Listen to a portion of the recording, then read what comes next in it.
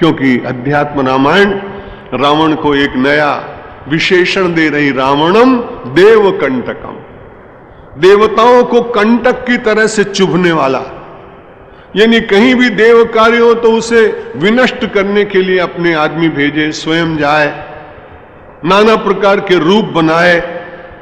तो देव कंटक उस समय में भी थे। कितना पवित्र काल था। इसलिए तमोगुण अपने को जीवित रखने के लिए कोई ना कोई रूप धीरे धीरे धारण करता है।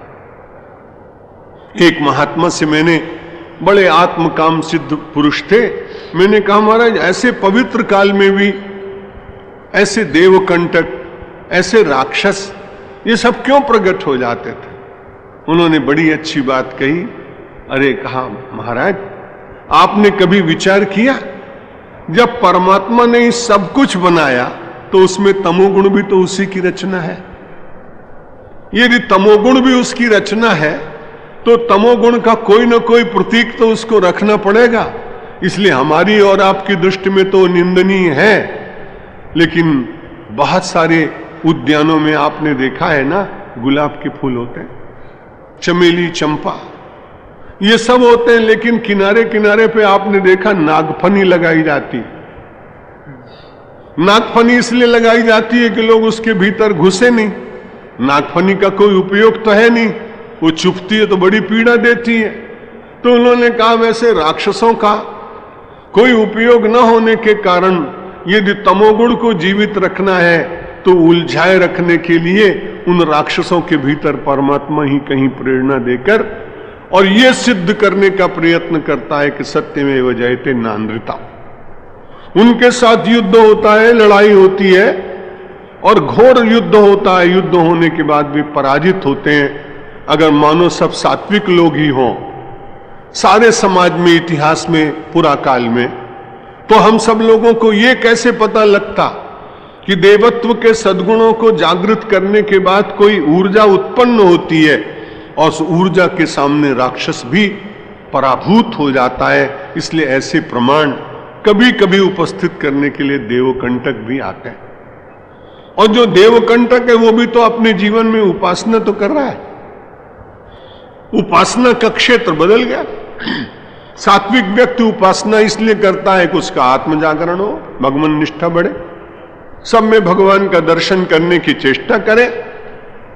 लेकिन ये बड़ी विचित्र बात है कि असात्विक व्यक्ति भी साधना करने के बाद वो वशीकरण करता है, वो उच्चाटन करता है। अब लक्ष्य होना चाहिए अंतर्शुद्धि, लेकिन वो वशीकरण के द्वारा किसी को वश में करना चाहता है। उच्चाटन के द्वारा दो मित्रों के बीच में युद्ध करा देना चाहता है। मारण के प्रयोग से किसी को का अनुष्ठान करके और किसी को मारने का यत्न करता है। साधना उतनी हो रही, जप उतना हो रहा है, देवता लगभग वैसा ही है, लेकिन वृत्ति बदल जाने के कारण एक देव कंटक हो जाता है और अपनी सात्विक साधना में हो चलने के कारण दूसरा व्यक्ति देव सेवक हो जाता है। इसलिए सात्विकता देव सेवकत्व की ओर बढ़ाती है और तमोगुण देव कंटकत्व की ओर बढ़ाता है। इसलिए सावधान रहकर भगवान श्री राम का आगमन हुआ है और उन्होंने देवकंटक रावण का रण में वध किया है। सपुत्र बलवाहनम, उसके सारे वंश को, उसके वाहनों को, इन सब को नष्ट कर दिया। सीतया सह सुग्रीवम लक्ष्मणाभ्याम समन्वितः अयोध्याम आगमत रामो हनुमत मुखैर्वृतः। हनुमान जी महाराज निरंतर सेवा कर रहे हैं सीता जी के साथ में, और बाद में सीता का अपहरण होता है, सुग्रीव के साथ मित्रता होती है। इन सब होने के बाद में अंततो गत्वा भगवान अयोध्या लौट आते हैं। अभिषिक्त परिवृतो वशिष्ठाद्यैर महात्म भी सिंहासने समासीनः कोटि सूर्य समप्रभा। भगवान का अभिषेक होता है। राजा यदि अपने जीवन को शुद्ध रखना चाहे तो इस श्लोक से उसको प्रेरणा मिल सकती है। जब भगवान का अभिषेक होता है तो उस समय वहां पर केवल चाटुकार लोग एकत्र नहीं होते हैं। आज की भाषा में हमारे हिंदी वाले कहते हैं कि आदमी तो बहुत अच्छा था लेकिन चमचों ने बिगाड़ दिया। यहां बड़ी अच्छी बात है कि जैसे ही भगवान का अभिषेक हुआ तुरंत भगवान ने विचार किया कि चमचे अपने पास नहीं आने चाहिए, बिगाड़ देंगे। इसलिए कितनी अच्छी बात कही, वशिष्ठाद्यैर महात्मा भी। भगवान ने तुरंत वशिष्ठ महाराज से कहा, महाराज जितने महात्मा लोग हैं ना अयोध्या में, वो सब अग्रिम पंक्ति में बैठे और मैं उनके द्वारा हरदम घिरा रहूं। आप जानते हैं कि जिसके प्रति आपकी श्रद्धा हो उसके सामने आपका आचरण दूषित नहीं होता। तुरंत आपको लगता है कि अरे अपने पिता का अपमान कैसे करेंगे, गुरु के सामने ऐसा आचरण कैसे करेंगे, भगवान के सामने ऐसा कैसे करेंगे। इसलिए भगवान का अभिषेक तो हुआ, वे चक्रवर्ती साम्राज्य के अधिपति बने, लेकिन चक्रवर्ती सम्राट को भी संत की आवश्यकता है, ये मानो इस श्लोक के द्वारा सिद्ध हो रहा है। क्योंकि संत जब निरंतर साथ में रहते हैं, गोस्वामी जी महाराज कहते हैं संत दर्श जिम पातक टरे, संत के दर्शन करने से पातक टल जाता है। तो आपका पातक कैसे टलेगा, मन में होता है कि संत के दर्शन से पातक कैसे टलेगा। कई बार तर्क जागता है, लेकिन ऐसा लगता है कि संत के दर्शन करते करते पातक मन में उठा और उठने के बाद टरई कहां है, भाग गया वहां से। जैसे ही मन में दूषित विचार आया कि तुरंत संत की वाणी श्रवण करने का अवसर मिल गया, संत के जीवन संस्मरणों पर चिंतन करने का अवसर मिल गया, संत की वार्ता सुनकर उस पर गंभीर रूप से मनन करने का अवसर मिल गया, तो संत केवल अपने दैहिक शरीर के द्वारा आपके पापों को नहीं मिटाता। संत दर्श जिम पातक टरी का अर्थ है कि आपके चिंतन की धारा बदल जाती, आपको विकल्प मिल जाता है दूसरा, और जब विकल्प मिल जाता है तो व्यक्ति असत की ओर से हटकर सत्य की ओर, सात्विकता की ओर, भोग से हटकर भगवान की ओर चलने का प्रयत्न करने लगता है। अभिषिक्त परिवृत्तो वशिष्ठाद्यैर महात्मा भी सिंहासने समासीन कोटि सूर्य समप्रभा दृष्ट्वा तदा हनुमंतम प्रांजलिम पुरतस्थितम कृतकार्यम निराकांक्षम ज्ञानापेक्षम महामतिम। राज्य बड़ी अच्छी तरह से चल रहा है, तैयारी हो गई है, लोगों ने अपने अपने विभाग संभाल लिए होंगे, इतने में हनुमान जी महाराज खड़े हो गए। कितना सुंदर वर्णन है कि हनुमान जी महाराज खड़े हुए और हाथ जोड़े। प्रांजलिम पुरतस्थितम, भगवान श्री राम के सामने अपने दोनों हाथों को करबद्ध अंजलि बांधकर, और भगवान से कैसे हनुमान जी ये दूसरी पंक्ति में बड़ा अच्छा वर्णन करते कि कृत कार्यम। हम सब लोग ये नहीं कह सकते हैं कि कृत कार्यम, भगवान का जो कार्य है उसको हमने किया है, ऐसा बहुत कम लोग विश्वास पूर्वक कह सकते हैं। लेकिन हनुमान जी को पूरा विश्वास है कि मैंने तो अपना कुछ काम किया ही नहीं, जो भी कार्य किया वो भगवान का कार्य किया, और भगवान का कार्य करते करते मेरे भाई बहन अगर कभी बंधन भी हो जाए तो वो मुक्ति हो जाती है। जब बांध दिया गया ना हनुमान जी को तो बड़े हंसे, हम और आप होते तो बहुत पछताते कि अरे क्या राम जी का काम करते करते ये रस्सियों से कस दिया नालायक ने, अपन तो रास्ते से लौट जाते, कहते महाराज जाने का मौका ही नहीं मिला, जाते कहां हम तो लौट आते। लेकिन वहां तो जब कस के बांध दिया गया तो हंस रहे। वहां लंका के लोगों ने पूछा कि हंस क्यों रहे हो, अरे बोले निर्लज्जो मोही न कछु बांधे कर लाजा, अरे कीन चाहूं रघुपति कर खाजा। मैं यदि बंधन में भी पड़ गया तो मुझे लज्जा नहीं आ रही, तुम हो निर्लज्ज, क्योंकि तुम तो अपने भौतिक जीवन में जीने वाले, पदार्थों में जीने वाले, जड़वादी समाज रचना के विश्वासी राक्षस लोग, तुम मुझे बांध करके तंग करना चाहते थे, लेकिन तुम निर्लज्ज हो सकते हो, मैं तो मोहि न कछु बांधे कर लाजा। मैं बंधन में पड़ गया तो मुझे कोई लज्जा नहीं आ रही। क्यों? क्योंकि जो बंधा हूं मैं अपने लिए नहीं बंधा हूं। कीन चाहूं रघुपति कर कार्य, मैं तो अपने प्रभु श्री राम का कार्य करने के लिए बंधन में पड़ा तो मुझे आनंद है। यदि परमात्मा का कार्य करते हुए बंधन में पड़े तो कोई कष्ट नहीं। कल मैं वीर सावरकर जी की क्रांतिकारी चिट्ठियां पढ़ रहा था मध्याह्न में। उन्होंने अपनी भाभी और अपनी पत्नी को पत्र लिखा। 21 वर्ष तक काला पानी में रहे, रोज सीमेंट से मिली हुई रोटियां खाने को दी जाती थी और कोल्हू में बैल की जगह लगाकर रोज 6 घंटे चलाने के बाद 2 किलो तेल सरसों से निकाल कर देना पड़ता। 3 महीने में केवल 5-6 कागज दिए जाते थे। वर्ष में 3 पत्र लिखने का अधिकार था और लंदन में बैरिस्टर हुए थे। समुद्र में कूदकर अपने प्राण बचाने की चेष्टा कर रहे थे तो पेरिस के पास उनको पकड़ लिया गया था और काला पानी के जेल में भेज दिया गया था।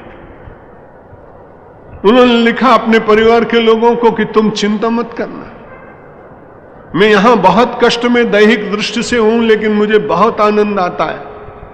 और उनके बड़े भाई को भी काला पानी हुआ और छोटे भाई को भी काला पानी। गणेश सावरकर, नारायण सावरकर और दामोदर सावरकर। उन्होंने बड़ा अच्छा पत्र लिखा अपनी भाभी को कि तू दुखी मत होना भाभी, हिंदुस्तान एक बहुत बड़ा सरोवर और उस सरोवर में बहुत सारे फूल खिले हुए हैं और इस भारत माता की कितनी करुणा जागी है कि उन्होंने अपने परिवार के 3 फूलों को चुना है अपनी पूजा के लिए और मुझे काले पानी के जेल में रखा है। मैं बड़ा प्रसन्न हूं।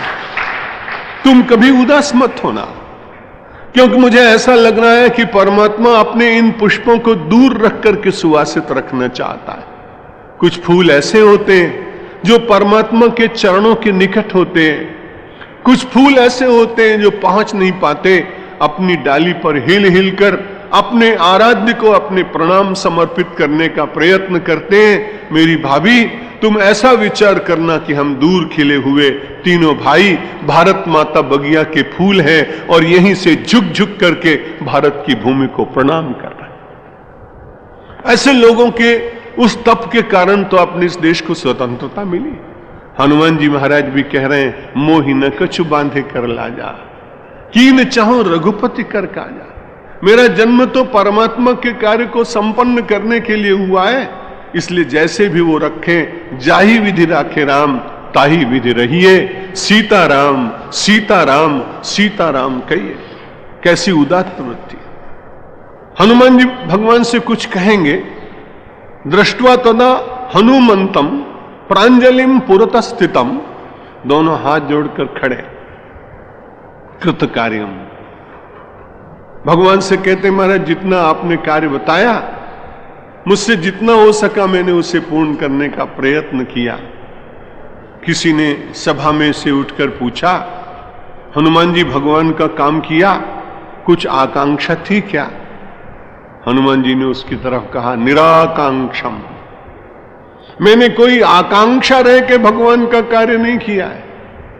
हम सब लोग तो केवल आकांक्षा रह सहित ही काम करते हैं और कई बार भगवान का काम नहीं करते हैं अपना काम और मान लेते हैं कि भगवान का काम हो रहा है। ये बड़ा विपर्य हो जाता है। इसलिए इस विपर्य से, इन आध्यात्मिक चिंतनों से अपने को बचाने की चेष्टा करनी चाहिए। दृष्ट्वा तदा हनुमंतम प्रांजलिम पुरत स्थितम कृतकार्यम निराकांक्षम ज्ञानापेक्षम महामतिम। अब हनुमान जी की केवल अपेक्षा है तो केवल ज्ञान की है, वो तो रहनी चाहिए। और ज्ञानी नाम अग्रगण्यम, ये गोस्वामी तुलसीदास जी ने कहा भी, आप सबको याद भी वो श्लोक। तो ज्ञानियों में अग्रगण्य इसीलिए कि उनकी सारी अपेक्षा अंततो गत्वा हनुमान जी की भगवान के साथ एकाकार होने में। वो बड़ा प्रचलित श्लोक आप मंच पर विराजमान सभी विद्वानों से कई बार सुन चुके होंगे।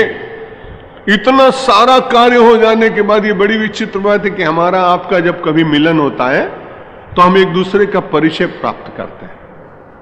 एक व्यक्ति कहता है मैं व्यापारी हूं, दूसरा कहता है मैं प्राध्यापक हूं, तीसरा कहता है मैं सन्यासी हूं और परिचय पहले होता है, उसके बाद परिचय के द्वारा धीरे धीरे यदि एक दूसरे के कार्य में कोई सहायक हो तो उसकी सहायता ली जाती है। ये बड़ी विचित्र बात हुई। सब कुछ हो जाने के बाद अयोध्या में बड़ी शांति से बैठे हुए हैं। एक दिन भगवान ने कहा, अरे हनुमान जी आपका परिचय तो दीजिए। बोले महाराज बड़े हो बुद्धिमान, सब काम काज करा लिया, अब मेरा परिचय पूछ रहे हो। कभी कभी स्वामी और सेवक का विनोद भी तो होता है, बड़ा आनंद आता है उसमें। उन्होंने कहा मैंने तो अपने परिचय के संबंध में कभी सोचा ही नहीं, अब मेरे नाथ आप ही पूछ रहे हो तो आपके प्रश्न का उत्तर तो देना पड़ेगा। तो बोला कौन सा परिचय दूं, ये भी बड़ी कठिन बात, मेरे तो 3 परिचय हैं। बोले तुम्हारे जो परिचय वही परिचय दो ना। तो उन्होंने कहा हमारा देह दृष्टया तो दासो हम, जब मैं देह में रहकर कार्य करता हूं तब तो मैं आपका सेवक होता हूं। देह दृष्टया तु दासो हम और जीव दृष्टया त्वदंशकः, और जब जीव के भाव में होता हूं तब मैं आपका अंश होता हूं। जब मैं सेवक होता हूं तो आपका दास होता हूं, देह में होता हूं तो आपका दास होता हूं। जब जीव भाव में होता हूं तब मैं आपका अंश होता हूं। और बोला महाराज तीसरा परिचय में बुरा मत मानना, तो बोलूं नहीं तो चुप रहो। भगवान ने कहा अरे मैंने तेरा परिचय पूछा, चुप रहने की क्या बात है, बोल तो सही। तो हनुमान जी ने कहा महाराज बुरा मत मानना, जब मैं कभी आत्मा की दृष्टि से देखता हूं तो हनुमान और राम कहीं अलग दिखते नहीं, राम में हनुमान और हनुमान में राम दिखाई देते। देह दृष्टया तु दासोहम जीव दृष्टया त्वदंशकः आत्मदृष्टया त्वमेवाहम इति मे निश्चिता मतिः। ये मेरा निश्चय है, इस निश्चय से मैं कभी हटता नहीं हूं। हम लोग कुछ निश्चय करते हैं उसमें से हट जाते हैं, हनुमान जी का ये निश्चय है। तो उन्होंने कहा निराकांक्षम, कोई आकांक्षा नहीं, ज्ञानापेक्षम महामतिम। हनुमान जी महामति हैं। और उन्होंने राम सीतामुवाचेदम ब्रूहि तत्वम हनुमते निष्कल्मषोऽयं ज्ञानस्य पात्रम नौ नित्य भक्तिमान। वहां भगवान श्री राम ने हनुमान जी से कहा सीते मैं तो अपनी कुछ बात नहीं कहूंगा। कई बार ऐसा होता है कि गृहस्थ जीवन में बहुत व्यस्त होता है व्यक्ति, तो अपनी सहधर्मिणी को कहता है ये काम तुम निपटा लेना। भगवान श्री राम तो इस समय महामानव बनकर अवतार लेकर आए, इसलिए उन्होंने कहा कि ये बहुत सुंदर सुंदर बातें हनुमान जी जानना चाहते हैं, इसलिए मैं ऐसा सोचता हूं रामः सीतामुवाच एदम इदम, ये बात सीता जी को कहा कि ब्रूहि तत्वम हनुमते। हनुमान जी को जानना चाहते हैं, इसलिए अब तुम सब बताओ। निष्कल्मषोऽयं ज्ञानस्य पात्रम नौ नित्य भक्तिमान।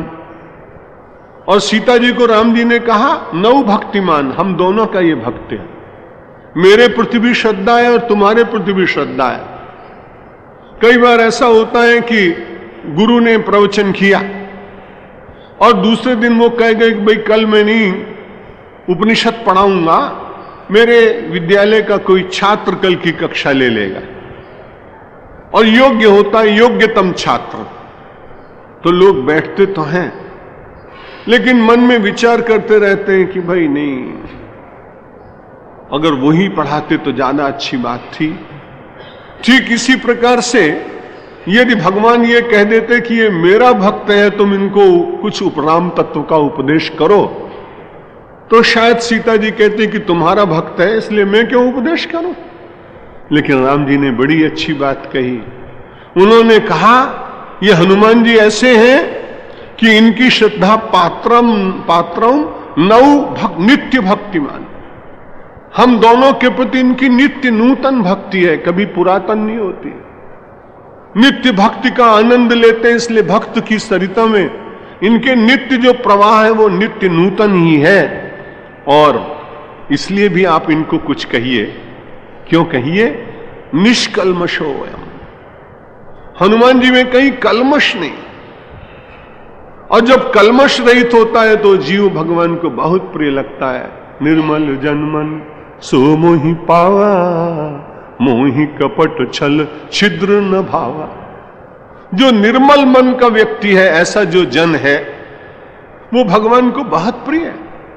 इसलिए हनुमान जी के संबंध में कहते हैं निष्कल्मषोऽयम्। ये तो निष्कल्मष, कल्मश कहते हैं पाप को।